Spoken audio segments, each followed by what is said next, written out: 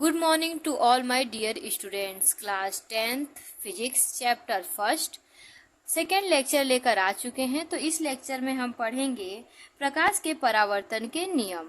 तो स्टार्ट करते हैं।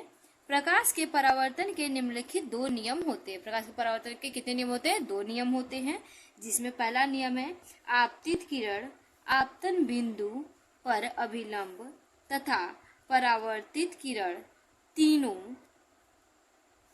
एक ही तल पर होती हैं। तो हम इसको फिगर के द्वारा देखेंगे। ये देखिए, कोई एक चमकदार सतह है, ठीक है। इस पर सबसे पहले हम क्या किए? आपतित किरण बना लिए, ठीक है, दिख रहा है? हाँ, आपतित किरण बना लिए, ठीक है। ये क्या है? चमकदार सतह से क्या होगा? टकराएगा, टकरा कर वापस चला जाएगा। तो ये क्या हो गया? ये परावर्तित किरण हो गया। और बीच में क्या होगा? अभिलंब होगा, ठीक है। तो यही बोला जा रहा है कि आपतित किरण, ठीक है, आपतित किरण, ठीक। और दूसरा क्या है? आ रही है मीन्स आपतित किरण, परावर्तित हो रही है मीन्स परावर्तित किरण, और तीसरा अभिलंब।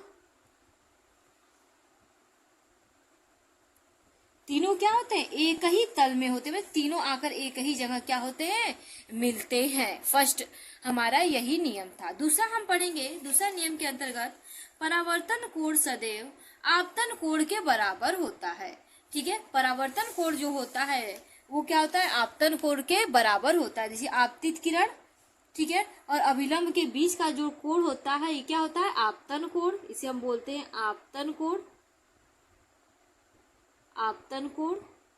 और दूसरा देखिए, परावर्तित किरण और अभिलंब के बीच का जो कोण बनता है उसे हम क्या बोलते हैं? परावर्तित किरण, सॉरी, परावर्तित कोण। समझ में आया? देखिए, आपतित किरण और अभिलंब के बीच का जो कोण बनता है वो क्या कहलाता है? आपतन कोण। और परावर्तित किरण और अभिलंब के बीच जो कोण बनता है उसे हम क्या बोलते हैं? परावर्तित कोण या परावर्तन कोण कहते हैं, ठीक है। तो आपतन कोण सदैव परावर्तन कोण के बराबर होता है। यानी ये जो आपतन कोण का मान है वो परावर्तन कोण के हमेशा क्या होगा? और मैं इसको लिख लीजिएगा, परावर्तन